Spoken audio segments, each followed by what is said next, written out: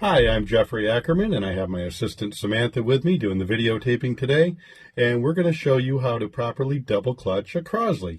I hope you enjoy and I hope you learn.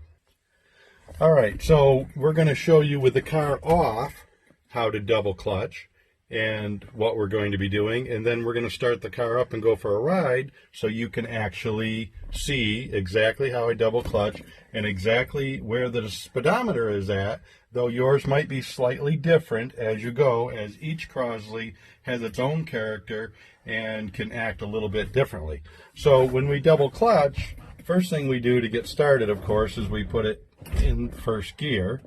And then what I'm going to do is I'm going to bring the accelerator up in first gear up to about 10 miles per hour. And as you can see, I have these stickers on the speedometer so you can see about where to shift. And you can go past them a little bit, but that gives you a good indicator as to where to upshift and where to downshift. So we start out, of course, in idle and in neutral and put it in first gear with the clutch in, and then when you give it some acceleration and bring it up to about 10 miles per hour, what you do is you clutch in, clutch out, and clutch back into second gear. When you bring it up to around 20 to 25 miles per hour, you clutch in and bring it into neutral, and clutch in and bring it into third gear. That's called double clutching. Now we'll show you how that works when you're actually running the automobile. Okay, so practical application. We've got the car started and running, and we're going to put it in first gear. So of course you have to put the clutch in, put it down into first gear, and then we give it a little bit of acceleration, get it warmed up. And we let that clutch off nice and slow as we give it a little bit of acceleration. And there we go. We got it going in first gear. We're going to get down to the bottom of the driveway and down to the road before we shift into second. So if you look at the speedometer, you can see it's actually time to shift any time. As long as you're up around 10 miles per hour or so, you should be able to shift. Now I have to stop for a moment at the bottom of the driveway and look. Okay. Now, here we go. Here's practical application of double clutching. First gear, go.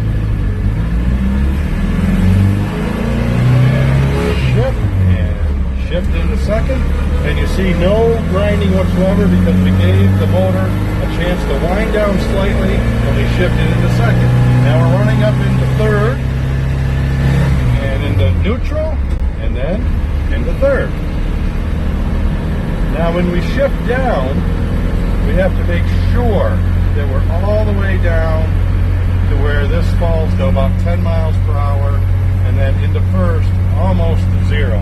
If you don't do that with a Crosley, you're going to grind it. It's okay, but it's more ideal if you don't grind it. So here we go. We're going to shift down. So we've got to bring it down. You can apply your brakes.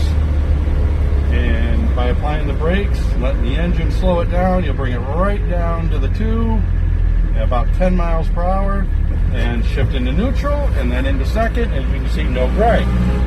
And now we want to go right down into first, apply your brakes, and like that, and right down into first gear. Now we're on a little bit of an upgrade, so you'll get to see how this works even on an upgrade. There we go. And right away, that's double clutching. We clutch out of gear and we clutch into gear. We're going to do the same thing when we go into third. We're going to clutch out of gear and back into gear. And as you can see, when you do that, you don't get any grind. It shifts nice and smooth. And that's how it was designed to work. I hope you've enjoyed our video today. We've enjoyed sharing it with you.